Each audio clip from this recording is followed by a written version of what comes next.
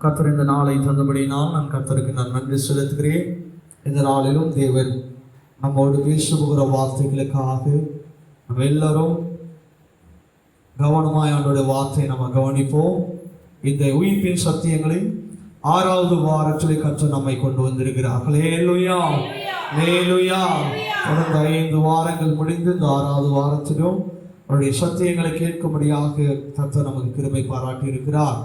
இந்த உயிர்ப்பின் சத்தியங்களுக்கான ஆணித்தரமான வசனங்கள் சங்கீதம் 85 சங்கீதம் 6ஆம் வசனத்தை மூதாதாரியமாக இந்த வசனத்தை வைத்து நாம் தியானித்துக் கொண்டிருக்கிறோம். 9 சனங்கள் உம்மில் மகிழ்ந்திருக்கும்படி நீர் எங்களை திரும்ப உயிர்ப்பிக்க மாட்டீரோ என்று சொல்லி இந்த வசனத்தின் மூலமாக கர்த்தர் கடந்த 5 வாரங்கள் நம்மோடு பேசி வருகிறார்.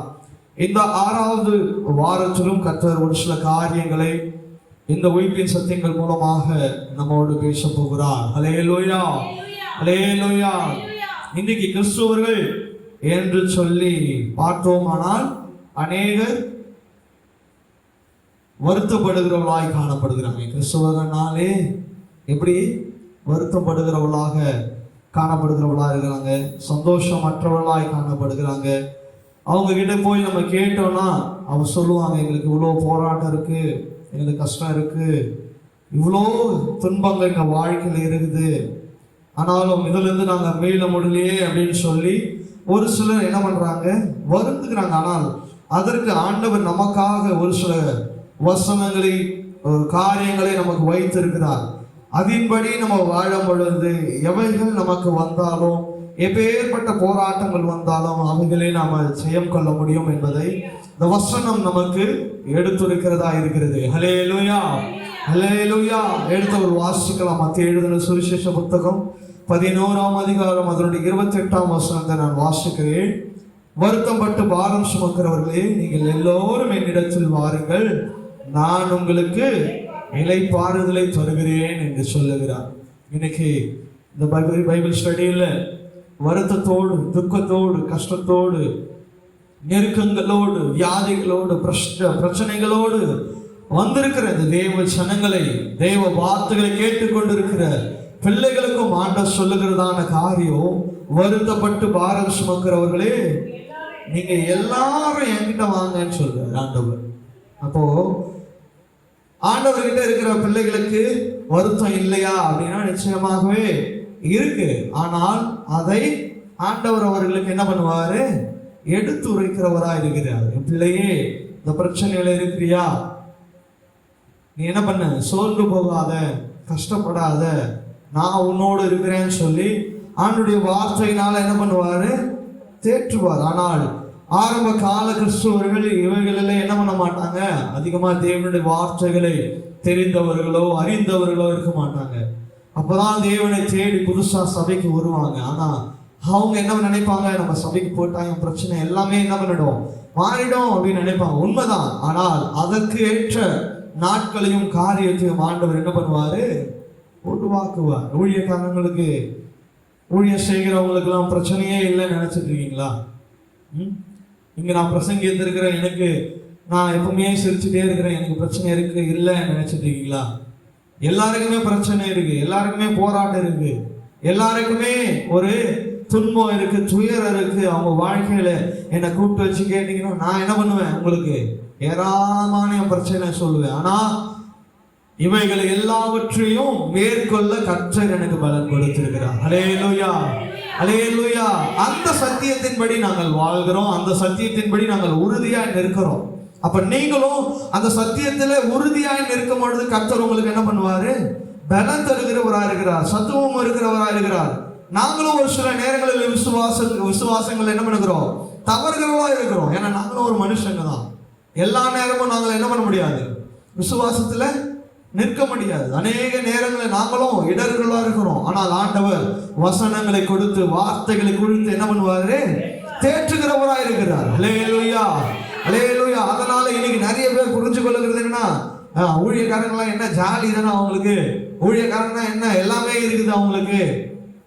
ஆனா ஒன்னு யாரும் புரிஞ்சுக்க மாட்டேங்கிறாங்க, ஊழியக்காரனுக்கும் மனசு இருக்கு, ஊழியக்காரனுக்கும் கஷ்ட நஷ்டங்கள் இருக்கு, எல்லாமே இருக்கு. அவங்களுக்கும் குத்துனா ரத்தம் வரும். ஆனா இன்னைக்கு எல்லாருமே நினைச்சுக்கிறது என்ன, ஊழியக்காரங்களாம் சந்தோஷமா இருக்கிறாங்க, அவங்களுக்கு என்ன பிரச்சனை, அவங்களுக்கு என்ன அப்படின்னு நினைச்சுக்கிறாங்க. ஆனால் அது உண்மை இல்லை. எல்லாருடைய ஊழியக்காரங்களோட பின்னாலே ஒரு கதை இருக்கும். எப்பேற்பட்ட அது பெரிய ஊழியக்காரனா இருந்தாலும் சரி, சின்ன ஊழியக்காரனா இருந்தாலும் சரி, எல்லாருக்குமே அவங்களுக்கு ஒரு தேவைகள் இருக்கும். ஆனால் அவங்க எல்லாம் என்ன பண்றாங்கன்னா, அவருடைய சித்தத்தின்படி வாழ்கிற பிள்ளைகள் தேவனை சார்ந்து வாழ்வாங்க.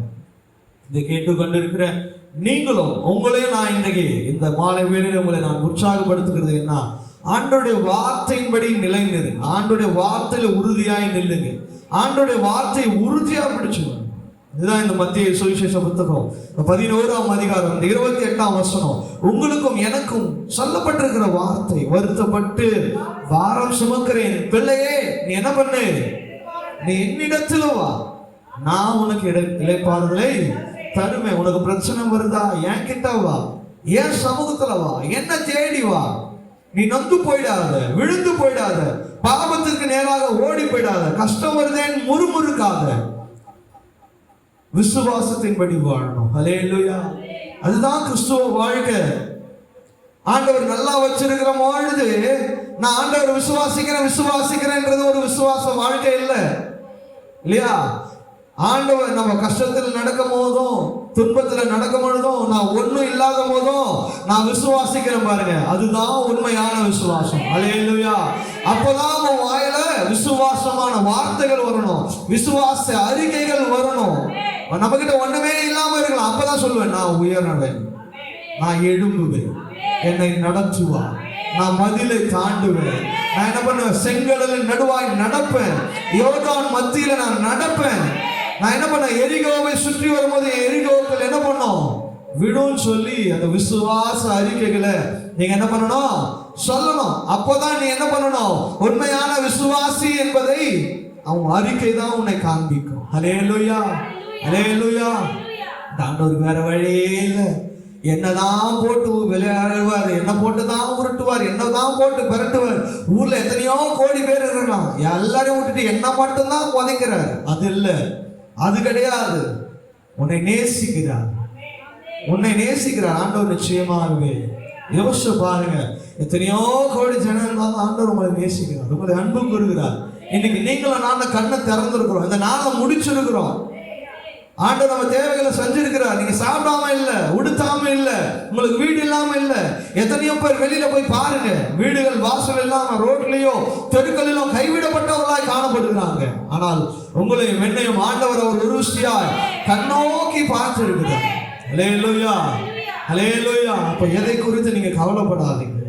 வருத்தப்பட்டு பாரம் சுமக்கிறவர்களை இந்த ஆலயத்திற்கு இன்னைக்கு வருத்தத்தோடு, போராட்டத்தோடு, கஷ்டங்களோடு இதை கேட்டுக்கொண்டிருக்கிற தேவ பிள்ளையே, ஆன்லைன் மூலமாய் கேட்டுக்கொண்டிருக்கிற உங்க வாழ்க்கையில நொந்து கொண்டிருக்கிற காரியங்கள் எதுவாக இருந்தாலும் ஆண்டோட சமூகத்தில் ஒப்பு கொடுங்க. ஆண்டவர் உங்களோடு பேசுகிறார், உங்களோட காரியங்களை வாய்க்க செய்கிறார். வருத்தப்பட்டு பாரம் சுமக்கிற என் மகனே, என் மகளே, நீ என்ன பண்ண, முதலாவது என் கிட்ட வந்துரு. என்ன பண்ணு, கெட்டகுமார் அவனுக்கு கஷ்டம் வந்த உடனே அவன்கிட்ட இழந்தது எல்லாவற்றையும் இழந்த பிறகு எங்க வந்தான், முதலாவது அவன் தகப்பனை தேடி ஓடி வந்தான். ஏன்னா என் தகப்பன் ஒரு செல்வ சீமான், அவர்கிட்ட வந்தா என் சூழ்நிலை மாறும். நான் பிச்சைக்காரனை போல இருக்கிறேன், பண்டிகை சாப்பிடுறத நான் சாப்பிட்டு இருக்கிறேன், என் சூழ்நிலை மாறும், என் சாப்பாடு மாறும், என் ட்ரெஸ் மாறும், என் சூழ்நிலை மாறும், எல்லாமே மாறும். இன்னைக்கு நீ வருத்தத்தோடு ஒண்ணுமில்லாமல் வாழ்ந்து கொண்டிருக்கிற சூழ்நிலையா இருக்கலாம், ஒண்ணுமே இல்லாதது இருக்கலாம், உன் வாழ்க்கையில ஒண்ணுமே இல்லாம இருக்கலாம், உங்க குடும்பத்துல ஒண்ணுமே இல்லாம இருக்கலாம். அன்னைக்கு அந்த கெட்ட குமார எப்படி தேவனை நம்பி ஓடி தகப்பனை நம்பி வந்தானோ, அப்படியா நீங்களும் நானும் இன்னைக்கு ஆண்டவர் சமூகத்துல ஒரு விஷயம் யோசித்து, என் தேவன் எனக்கு வாய்க்க செய்வார், என் தேவன் என்னை நடத்துவார்னு சொல்லி திரும்பி வரணும் அவருடைய சமூகத்துக்கு. அதுதான் சொல்ல, வருத்தப்பட்டு பாரம் சுமக்கிறவர்களே, நீங்க எல்லாம் எங்கப்பா வரணும், என்கிட்ட வாங்க, நான் நடத்துவேன், உனக்கு இளைப்பாறுதலை தருவேன், உனக்கு சந்தோஷத்தை தருவேன், சமாதானத்தை தருவேன். உங்ககிட்ட எது இல்லையோ அதை என்கிட்ட கேளு. நான் என்ன பண்ணுவேன், நான் எல்லாம் ஸ்டாக்கா வச்சிருக்கிறேன், நீங்க எல்லாத்தையும் ஸ்டாக் பண்ணி வச்சிருக்கிறேன். எப்பப்ப தரணும், எந்த வருஷத்துல உனக்கு தரணும், எந்த மாசத்துல தரணும், எந்த நாள்ல உங்களுக்கு தரணும், எல்லாவற்றையும் ஆண்டவர் வச்சிருக்கிறார். ஹல்லேலூயா, அல்லேலூயா, அல்லேலூயா. தாவீதை ஆண்டவர் அபிஷேகம் பண்ணும்போது அவங்க அப்பா சொல்றாரு, ஒரே ஒரு பையன் இருக்கிறான், அவன் ஆடு மேய்ச்சுன்னுறான்பா, ஆனா நீங்க நினைக்கிற ஆளு அவன் இல்லை. என்னது? நீங்க நினைக்கிற ஆளு மனுஷன் தான் நினைப்போம், நீ அந்த ஆளு கிடையாது, நீ ஒண்ணுக்கும் ஒண்ணு உதவாதவன், ஒண்ணுக்கும் பிரயோஜனம் மாற்றவன் எல்லாம் சொல்லும். ஏன்னா நீ தான் ஆண்டவருக்கு தேவை. அல்லேலூயா, அல்லேலூயா.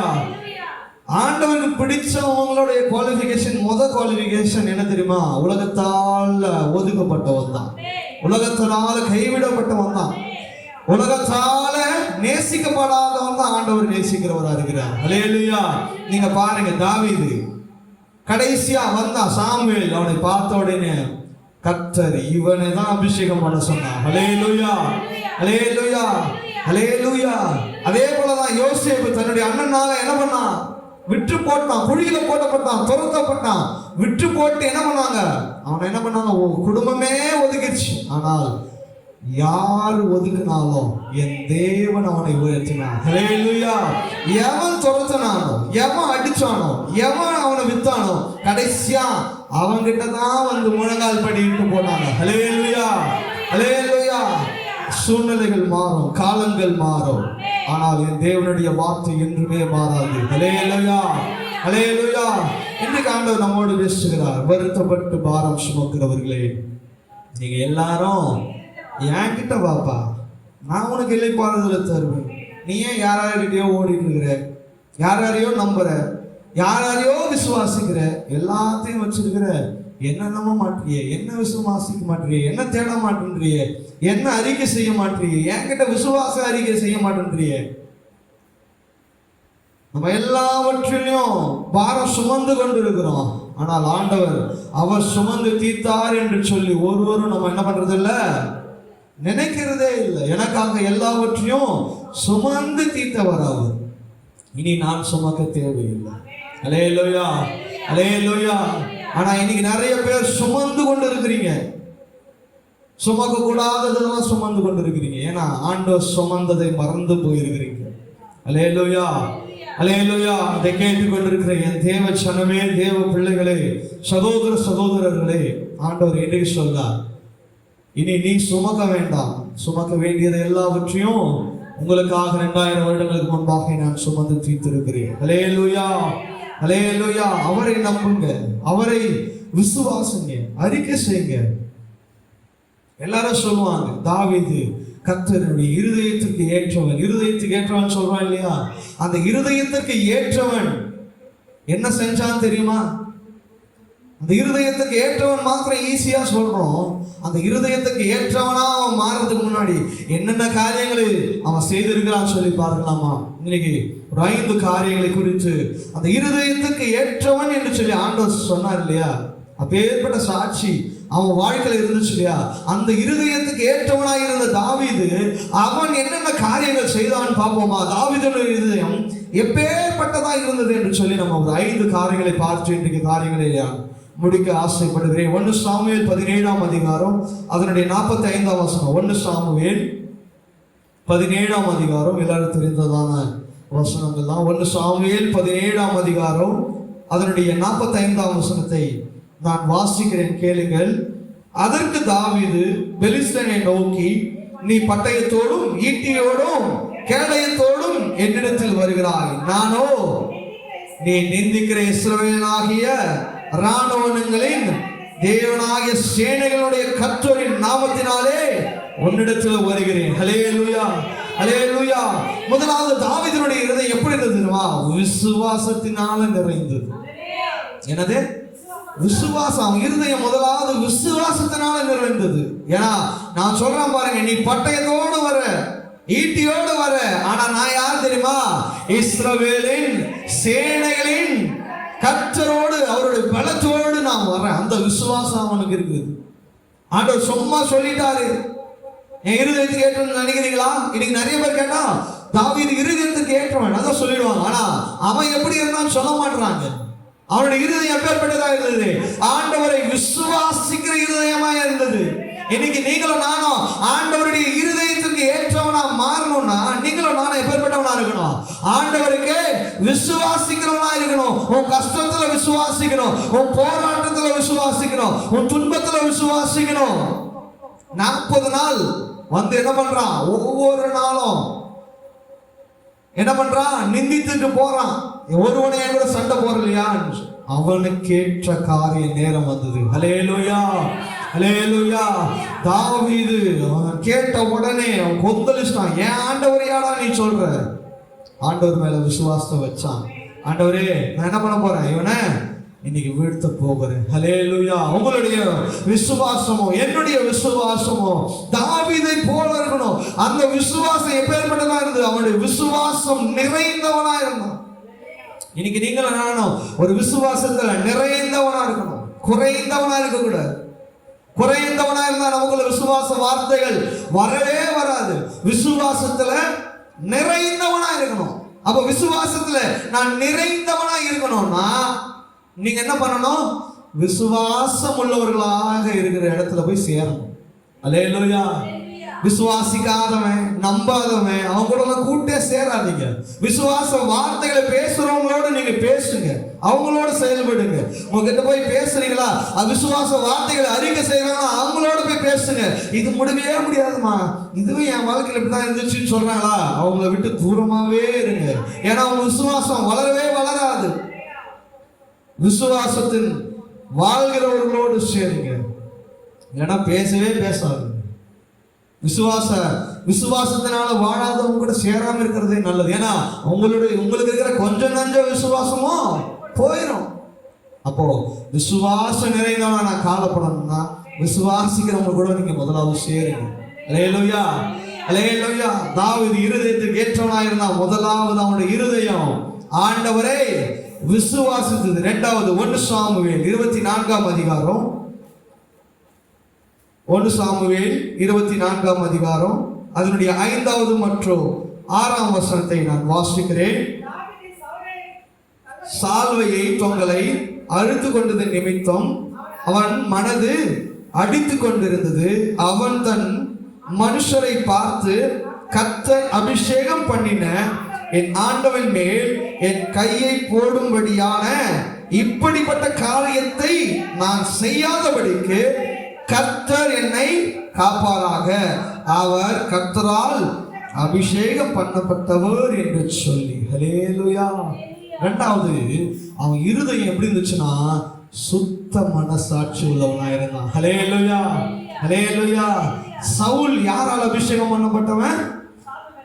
சாமுவேல் யாரு? ஆண்டவர் அனுப்பிச்ச தீர்க்கதரிசியினால அபிஷேகம் பண்ணப்பட்டவன். அப்போ அப்பேற்பட்டவனை நான் எப்படி கொலை செய்ய முடியும்னு சொல்லி எப்பேற்பட்டவனா சுத்த மனசாட்சி உள்ளவனா இருந்தான். அல்லேலூயா, அல்லேலூயா. தாவீது ஆண்டவர் சொன்னார் இருதயத்திற்கு ஏற்றவன். ஏன்? இரண்டாவது அவன் சுத்த மனசாட்சி உள்ளவனா இருந்தான். ஆண்டவருக்கு பயப்படுங்க. ஆண்டவர் நிச்சயமா நீங்கள் நானும் பயந்தே ஆகணும். அப்பதான் ஆண்டவர் இருதயத்துக்கு ஏற்றவன் என்று சொல்லி அறிக்கை செய்வார். ஆண்டவருக்கு பயப்படுங்க, ஆண்டவரை நம்புங்க, ஆண்டவருடைய காரியத்துக்கு கொஞ்சம் பயப்படுங்க. இன்னைக்கு நிறைய கிறிஸ்தவர்கள் தான் இஷ்டத்தின்படி வாழ்ந்து கொண்டிருக்கிறாங்க. அவங்க இருதயத்தின் நினைவுபடி வாழ்ந்து கொண்டிருக்கிறாங்க. என் இருதயத்துக்கு எது நல்லா இருக்குதோ அதன்படி வாழ்ந்து கொண்டிருக்கிறாங்க. சுத்த மனசாட்சி, சுத்த மனசாட்சி. தாவீது நினைச்சிருந்தா சாவுல கொண்டு இருக்க முடியும், ஆனா கொல்லல. ஏன்னா அவன் சுத்த மனசாட்சி உள்ளவனா இருந்தான். அல்லேலூயா, அல்லேலூயா. நீங்களும் நானும் சுத்த மனசாட்சியா இருக்கணும். யார் பாக்குறாங்களோ இல்லையோங்க, உலக மனுஷன் பார்க்கறானோ பார்க்கலையோ அதை பார்க்காதீங்க. என் தேவன் பார்த்து கொண்டிருக்கிறார். என் தேவன் எப்பொழுதும் என்ன பார்த்து கொண்டே இருக்கிறார். நான் சுத்த மனசாட்சியோடு வாழணும். அதேதான், அதுதான் நமக்கு முக்கியம். மனுஷன் பார்க்கறத பார்த்து நீ வாழ வேண்டாம். மனுஷன் இன்னைக்கு பார்ப்பான், நாளைக்கு பார்க்க மாட்டான். ஆனால் ஆண்டவர் நிச்சயமாக உன்னை பார்த்து கொண்டிருக்கிறார். உன்னுடைய காரியத்தை ஆண்டவர் வாய்க்க செய்வார். சுத்த மனசாட்சியோடு வாழுங்க, ஆண்டவருக்கு பயந்து வாழுங்க, ஆண்டவர் சொல்லுகிற வார்த்தைக்கு கீழ்ப்படிங்க, ஆண்டவர் சொல்லுகிறபடி செய்யுங்க. அதன்படி வாழும் பொழுது கர்த்தர் தாவீதுக்கு சொன்ன அந்த வார்த்தை உங்களுடைய வாழ்க்கையில் நிறைவேறும். ஹல்லேலூயா, ஹல்லேலூயா. முதலாவது விசுவாசத்தினால் அவன் இருதயம் இருந்தது. இரண்டாவது அவன் சுத்த மனசாட்சியா இருந்தான். மூன்றாவது காரியம் 2 சாமுவேல் 12ஆம் அதிகாரம், 2 சாமுவேல் 12ஆம் அதிகாரம் அதனுடைய 13ஆம் வசனத்தை வாசிப்போம். 2 சாமுவேல் 12ஆம் அதிகாரம் 13ஆம் வசனம். நாத்தானிடத்தில் விரோதமாய் பாவம் செய்தேன் என்றான். நாத்தான் தாவீதை நோக்கி, நீ சாகாதபடிக்கு கர்த்தர் உன் பாவம் நீங்க செய்தார். ஹல்லேலூயா, ஹல்லேலூயா. நாத்தான், நீ என்னடா எனக்கு சொல்றது, நீ சொன்னா நான் கேட்கணுமா அப்படின்னு சொல்லி தாவீது நினைச்சிருந்தா அவன் ஆண்டவரால மன்னிக்கப்பட்டவனாய் காணப்பட்டிருக்க மாட்டான். ஆனால் நாத்தான்வேல் சொன்ன காரியத்தின்படி அவன் என்ன பண்ணான்? ஆண்டவர் வார்த்தைக்கு என்ன பண்ணான்? கீழ்ப்படிந்தான். மூன்றாவது காரியம், அவனுடைய இருதயம் கீழ்ப்படிதல் நிறைந்ததாய் காணப்பட்டது. ஹல்லேலூயா, ஹல்லேலூயா. நீங்க படிப்படியா உயரணும். இன்னைக்கு ஒரு ஊழியக்காரன் சொல்லி கொடுத்தது, நீ படிப்படியா உயரணும்னா ஆண்டவருக்கு என்ன பண்ணணுமா? கீழ்ப்படியணுமா. நீ உயராததுக்கு காரணம் என்ன தெரியுமா? நீ இருக்கிற இடத்துல இருக்கிறது காரணம் என்ன தெரியுமா? ஆண்டவருடைய சத்தத்துக்கு கீழ்ப்படியாம இருக்கிறதுனால தான், ஆண்டவருடைய வார்த்தைக்கு நீ கீழ்ப்படியாம இருக்கிறதுனால தான். நீ படிப்படியா உயரணும்னா ஒரு படி ஆண்டவருக்கு என்ன பண்ணணும்? கீழ்ப்படியணும். நீ கீழ்ப்படிந்தால் மாத்திரமே, ஆண்டவருடைய வார்த்தைக்கு கீழ்ப்படிந்தால் மாத்திரமே நீ படிப்படியாய் உயர முடியும். எடுத்துக்காட்டு, ஆபிரகாமுடைய வாழ்க்கை பாருங்க. அவன் என்ன சந்தை விட்டு ஆண்டவர் வான்னு சொன்னார், கீழ்ப்படிந்து வந்தான். அவனை உயர்த்தினான். உயர்த்தினாரா இல்லையா? உன் மகனை பலியிடுன்னு சொன்னார். அவன் என்ன பண்ணான்? எடுத்துன்னு போய் ஒரே போட்டலான்னு போயிட்டான். ஆண்டவர் சொன்னார், உன் பிள்ளையாண்டார் மேல என்ன பண்ணாத, கைய போடாதன்னு சொன்னான். கீழ்ப்படிந்தான். எல்லா விஷயத்திலும் அவன் கீழ்ப்படிந்தான். எல்லா விஷயத்திலும் அவன் கீழ்ப்படிந்தான். அப்படியா நீங்களும் நானும் ஆண்டவருக்காக கீழ்ப்படியும் போதுதான் உங்களுக்கும் எனக்கும் ஒரு உயர்வு வரும். உன் ஆவிக்குரிய வாழ்க்கையா இருந்தாலும் சரி, இந்த உலக வாழ்க்கையா இருந்தாலும் சரி, ஆண்டவருடைய சத்தத்துக்கு கீழ்ப்படிங்க. ஆண்டவர் சொல்லுகிற வார்த்தைக்கு கீழ்ப்படிங்க.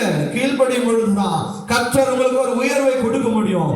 ஏன் என் வாழ்க்கையில உயர்வு வரலன்னு நீங்க நிறைய பேர் கேட்டுக்கொண்டிருக்கிறீங்களா? இந்த கேள்விக்கு ஆண்டவர் இன்றைக்கு இந்த மாலை வேளை சொல்லுகிற பதில், உன் வாழ்க்கை உயராததுக்கு காரணம் என் சத்தத்துக்கு நீ கீழ்ப்படியல, என் வார்த்தைக்கு கீழ்ப்படியல. என்ன? என் வார்த்தைக்கு கீழ்ப்படியல.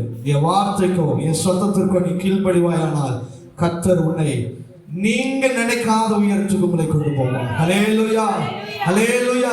ஆபிரகாம் நினைச்சிருமானா ஆண்டவர் இந்த உயரத்துக்கு என்னை கொண்டு போவார்னு சொல்லி, விசுவாசத்தின் தகப்பன் என்று சொல்லி ஒரு உயர்வை அவனுக்கு கொடுத்தா அவன் நினைச்சிருப்பானா?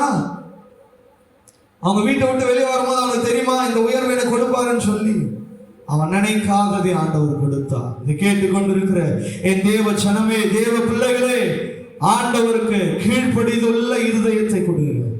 தாவீது நாத்தான் வேலுக்கு என்ன பண்ணா? கீழ்ப்படிந்தான். நான் பாவி என்று சொல்லி ஒப்புக்கொண்டான்.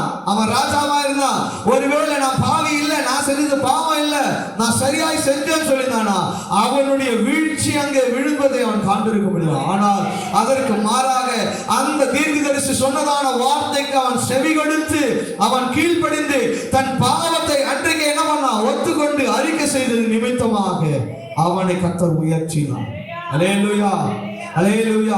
ஆண்டவருக்கு கீழ்ப்படிங்க. உங்க பிள்ளைகளுக்கு ஆண்டவருடைய கீழ்ப்படிதல் சொல்லிக் கொடுங்க. உங்க பிள்ளைகள் ஒரு உயர்வை அடையணும்னு நினைக்கிறீங்க இல்லையா? உலக வாழ்க்கையில இருந்தாலும் சரியா, உங்க ஆவிக்குரிய வாழ்க்கையில வளர்னாலும் பிள்ளைகளுக்கு கீழ்ப்படிதலை சொல்லிக் கொடுங்க. ஆண்டவருடைய சத்தத்துக்கு எப்படி செவி கொடுக்கணும்னு சொல்லிக் கொடுங்க. ஆண்டவர் நிச்சயமாகவே அவர்களை உயர்த்துவார். ஹல்லேலூயா, ஹல்லேலூயா, ஹல்லேலூயா. சாமுவேல் அவன் ஊழியக்காரன் சொன்னான், ஐயா எனக்கு சத்தம் கேட்குது, அடுத்த வாட்டி சொல்லும் போது என்ன பண்ண, சொல்லும் அடியேன் கேட்கிறான்னு சொன்னான். அதை சொன்னதை அவன் என்ன பண்ணான்? கீழ்ப்படிதின் நிமித்தமாக ஆண்டவருடைய சத்தத்தை அவன் கேட்டான். ஹல்லேலூயா. இதே தான் நீங்க உங்க பிள்ளைகளுக்கு சொல்லிக் கொடுங்க. ஆண்டவருடைய சத்தத்துக்கு செவி கொடுக்க சொல்லுங்க. ஆண்டவருடைய வார்த்தைக்கு செவி கொடுக்க சொல்லுங்க. ஆண்டவருடைய வசனத்துக்கு செவி கொடுக்க சொல்லுங்க. நிச்சயமாகவே கர்த்தர் உங்கள் பிள்ளைகளை உங்களையும் கீழ்ப்படிதல் பாதையில கொண்டு போய் உங்களை உயர்த்தில் நிறுத்துவார். ஹல்லேலூயா, ஹல்லேலூயா. நான்காவது காரியம் 2 சாமுவேல் 16ஆம் அதிகாரம் அதனுடைய 10ஆம் வசனத்தை வாசிக்க கேட்போம். அதற்கு ராஜா, என்ன தூஷிக்கட்டும், தூஷிக்க வேண்டும் என்று கர்த்தர் அவனுக்கு சொன்னார். ஆகையால் ஏன் இப்படி செய்கிறாய் என்று கேட்கத்தக்கவன் யார் என்றார். ஹல்லேலூயா, ஹல்லேலூயா. மூன்றாவது, அவனுடைய இருதயம் எப்பேற்பட்டதா இருந்ததுன்னா சகிப்பு நிறைந்த இருதயமாய் காணப்பட்டது. ஹல்லேலூயா, ஹல்லேலூயா. யாராவது சொல்ல முடியுமா, அவன் என்னை திட்ட வந்திருக்கிறான்ப்பா, அவனை விட்டுருங்கப்பா, என்னை திட்டி தீர்த்துட்டு போட்டோம். ஏன்னா ஆண்டவர் சொல்லியிருக்கிறாரு அவனை என்ன பண்ணணும், திட்டணும்னு சொல்லியிருக்கிறான். யாராவது சொல்ல முடியுமா, அவங்களை திட்ட வரவங்களை அவங்களை விட்டுருப்பாங்க, என்னை திட்டிட்டு போட்டோம்? யாராவது சொல்ல முடியுமா? அப்பேற்பட்ட சகிப்பு இருதயம் உள்ளவர்களா யாராவது இருக்கிறீங்களா? அவன் சகிப்பு நிறைந்த இருதயத்தை உள்ளவனா இருந்தான். அல்லேலூயா, அல்லேலூயா. அவன் எப்பேற்பட்டவனா இருந்தான்? இருதயத்திற்கு ஏற்றவன் சொன்னா மாத்திரம் சொன்னா போதாது, அவன் எப்பேற்பட்ட இருதயம் உடையவனா இருந்தான். அவன் செய்கிறதெல்லாம் ஆண்டவர் விரும்பினான், சகித்தான், எல்லாவற்றையும் சகித்தான். உங்களுக்கு கூட வருகிறதை சகித்து கொள்ளணும். அந்த சகிப்பு இருதயத்தை ஆண்டவர் எனக்கு கொடுங்கன்னு சொல்லி கேளுங்க. ஆண்டவரே, யாராவது திட்டுறாங்களா, திட்டட்டும் ஆண்டவரே, அந்த இருதயத்தை எனக்கு கொடுங்க. என்ன பண்ணணும், நான் என்ன பண்ணணும், சகித்து கொள்ளணும். நான் என்ன பண்ணக்கூடாது, அவங்களுக்கு மல்லு கட்டக்கூடாது. என்னை திட்டுற, நானும் உனக்கு என்ன பண்ணுவேன், சரிக்கு சரி என்ன பண்ணுவேன், திட்டுவேன் அப்படின்னு சொல்லக்கூடாது. சகிப்பு நிறைந்த இருதயம். நான்காவது, தாவீதுக்கு எப்பேற்பட்ட இருதயம், சகிப்பு நிறைந்த இருதயம். திட்டம் வந்தா கூட அன்போடு, இயேசு நல்லவர், கர்த்தர் உங்களை ஆசீர்வதிப்பார் சொல்லி பாருங்க. உங்களுக்குள்ளேயே ஒரு சந்தோஷம், ஒரு சமாதானம் இல்லையா? ஏன்னா நம்முடைய ஆண்டவர் யார் தெரியுமா, உங்களை ஆசீர்வதிக்கிறவர்களை ஆசீர்வதிப்பார், உங்களை சபிக்கிறவர்களை என்ன பண்ணுவாரு, நீங்க சபிக்க தேவையில்லை, அவர் பார்த்துக் கொள்வார். அந்த மனப்பக்கம் உங்களுக்குள்ள வரணும். ஆண்டவரே, என்னை சபிக்கிறாங்களா, நீங்க பார்த்துக்கோங்க. என்னை ஆசீர்வதிக்கிறாங்களா, நீங்க பார்த்துக் கொள்ளுங்க. நீங்க என்ன ஒண்ணுமே பண்ண வேண்டாம். ஏன்னா என் கர்த்தர் பார்த்துக் கொள்வார், யுத்தத்தை அவர் செய்வார். அதுக்கு மாறாக நீங்க போய் என்ன திட்டான், நான் அவனை என்ன பண்ணுவேன், திட்டுவேன், போய் சரிக்கு சரி நின்னீங்கன்னா அவங்க சாட்சி கெட்டு போயிடும். சகிப்பு நிறைந்த இருதயம் உங்களுக்குள்ள இருக்காது.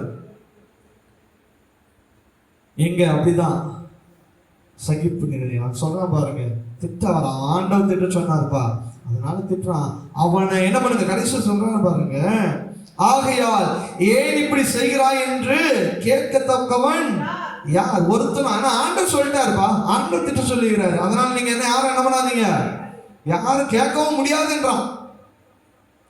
அப்போ அவனுடைய இருதயம் சகிப்பு நிறைந்த இருதயம், சகிப்பு நிறைந்த இருதயம். சொல்லுங்களா, சகிப்பு நிறைந்த இருதயம். ஆண்டவரே, இன்னைக்கு இந்த ஆராதனை விட்டு நான் போகும்போது என் இருதயம் சகிப்பு நிறைந்த இருதயம். இதுதான் நிறைய பேருக்கு இல்ல, நிறைய கிறிஸ்தவர்களுக்கு இல்ல. என்ன திட்டான், அவனை எப்படியாவது, அவன் என்ன 2 வார்த்தை திட்டான், அவனை என்ன பண்ணுவேன், நான் 4 வார்த்தையாவது அவனை நான் என்ன பண்ணினோம், திட்டினோம். அவன் என்ன 2 அடி அடிச்சான், அவனை நானே 5 அடியாவது அடிக்கணும். என் இருதயம் சகிப்பு நிறைந்த இருதயமா இருந்தா தாவீது சொன்னது போல அவனை விட்டுருங்க, என்ன பண்ணாதீங்க, கேட்காதீங்க. அல்லேலூயா, அல்லேலூயா. முதலாவது இருதயம் விசுவாசம் உள்ள இருதயம், 2வது சுத்த மனசாட்சி உள்ள இருதயம், 3வது கீழ்ப்படுதல் நிறைந்த இருதயம், 4வது சகிப்பு நிறைந்த இருதயம், 5வது அப்போஸ்தலர் எழுதின நடபடிகள் 13ஆம் அதிகாரம், அப்போஸ்தலர் எழுதின நடபடிகள் 13ஆம் அதிகாரம் அதனுடைய 36ஆம் வசனத்தை வாசிப்போம்.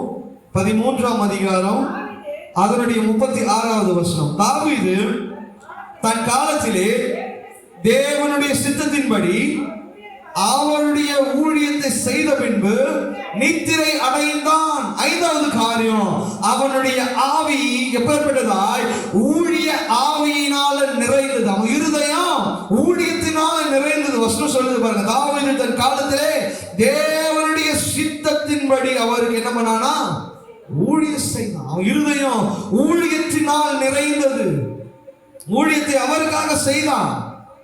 இன்னைக்கு கடைசி ஆண்டவர் நீ சொல்றார், ஊழிய ஆவியினால் அவனுடைய இருதயம் நிறைந்தது. ஆண்டவர் ஊழியத்தை செய்து அவன் என்ன பண்ணானா, செத்து போனான்னு சொல்லி வசனம் சொல்லுது. இன்னைக்கு நீங்களும் நானும் என் இருதயம் எப்பேற்பட்டதா இருக்கணும், ஊழிய ஆவியினால நிறைந்த இருதயமா இருக்கணும். யாருக்காவது ஆண்டவருடைய வார்த்தையை சொல்லணும். எனக்கே சொல்றதுக்கு யாரும் இல்லை, நான் எங்க போய் சொல்றது? அதல்ல, என்னுடைய இருதயம் ஊழியத்தினால நிறைந்திருக்கணும். இன்னைக்கு யாருக்கு சுவிசேஷத்தை சொல்லுவேன், யாருக்கு ஆண்டவருக்கு வார்த்தையை சொல்லுவேன், யாருக்கு நான் என் வேலை சொல்லத்துல யாராவது இருக்கிறவங்களோ, என் ஃப்ரெண்ட்ஸுகளுக்கோ, என் நண்பர்களுக்கோ, இன்னைக்கு என் கூட டிராவல் பண்றவங்களுக்கோ, யாராவது ஒருவருக்கு நான் என்ன பண்ணணும்? ஊழியத்தை சொல்லணும். எப்படியாவது ஆண்டவருடைய ஊழியத்தை நான் செய்யணுன்ற ஒரு இருதயத்தை உடையவர்களாய் காணப்படணும். அல்லேலூயா, அல்லேலூயா, அல்லேலூயா. இப்ப புரியுதா தாவீது ஏன் ஆண்டவருக்கு இருதயத்துக்கு ஏற்றவன் என்று சொல்லி? ஊழியத்தின் ஆவியினால நிறைந்தான். யாராவது சொன்னாங்கன்னா கேளுங்க அவங்க கிட்ட, தாவீது இருதயத்துக்கு ஏற்றவன், எப்படி ஏற்றவன் என்று கேளுங்க அவங்க கிட்ட. இருதயத்துக்கு மாத்திரம் ஏற்றவனா? இருதயத்துக்கு ஏற்றவன் சொன்னா போதுமா? அவன் எப்படி வாழ்ந்தான்றதை சொன்னோம்யா. அவன் இருதயம் பேரோட ஆண்டவரோடு இருந்தது என்று சொன்னோம்ல. அப்போ அவனுடைய இருதயம் விசுவாசத்தினால நிறைந்தது, சுத்த மனசாட்சியினால நிறைந்தது, கீழ்ப்படிதனால நிறைந்தது, சகிப்புனால நிறைந்தது, கடைசி ஊழிய ஆவியினால நிறைந்தது. இப்பேற்பட்ட காரியம் நமக்குள்ள இருக்கும் பொழுதோ நாமளும் இந்த உயிர்ப்பின் சத்தியங்களின் மூலமாக நாமளும் தைரியமாய் சொல்ல முடியும். அப்போஸ்தலர் 13:22 படியாக கர்த்தர் சொல்றார் இல்லையா, தாவீது என் இருதயத்திற்கு ஏற்றவன் சொல்லும் போது நீங்களும் இப்பேற்பட்ட சாட்சி உள்ளவர்களாய் வாழும் பொழுது ஆண்டவர் உங்களையும் பார்த்து ஒரு நாள் சொல்வார், பரலோகத்துல பிள்ளையே நீ இருதயத்திற்கு ஏற்றவன். ஆண்டவர் சொன்ன எவ்வளவு சந்தோஷமா இருக்கும். பரலோகத்துல உங்க பெயர்களை சொல்லி நீ இருதயத்துக்கு ஏற்றவமா, நீ இருதயத்துக்கு ஏற்றவமா, நீ விசுவாசத்தினால நிறைந்தியே, சுத்த மனசாட்சியோடு இருந்தியே, கீழ்ப்படிந்தியே, எனக்காக சகிப்புத்தன்மையோடு உலகத்துல எத்தனையோ பேர் உன்னை திட்டினாங்களே, நீ அமைதியா பொறுமையோடு என் ஆண்டவர் பார்த்து பாருன்னு சொன்னியே, எனக்காக ஊழியம் செய்தியே, எத்தனையோ ஆத்மா அறுவடை செய்தியே, என்னோடு என்ன பரலோகத்தில் சேர்க்கும்படியாய் நீ பாடுபட்டியே, என் இருதயத்திற்கு நீ ஏற்றவள், என் இருதயத்திற்கு நீ ஏற்றவள், என் இருதயத்துக்கு ஏற்றவன் என்று சொல்லி ஆண்டவர் உங்களையும் என்னையும் சொல்லணும் இல்லையா? எத்தனை பேருக்கு ஆசை இருக்குது, ஆண்டவர் என்னை ஆண்டவரே இருதயத்திற்கு தாவீது சொன்னது போல நீங்க என்ன சொல்லணும்? இந்த உயிர்ப்பின் சத்தியங்கள் மூலமாக நாங்கள் அநேக காரியங்களை பெற்றுக்கொண்டு நாங்களும் ஆண்டவரே உன் பாதத்துல வந்து ஆண்டவரே நாங்கள் அறிக்கை செய்யணும். ஆண்டவரே இருதயத்திற்கு ஏற்றவன் சொல்லி நீங்க எங்களுக்கு சொல்லணும். ஆண்டவரே நம்ம எல்லாரும் கண்களை மூடலாமா?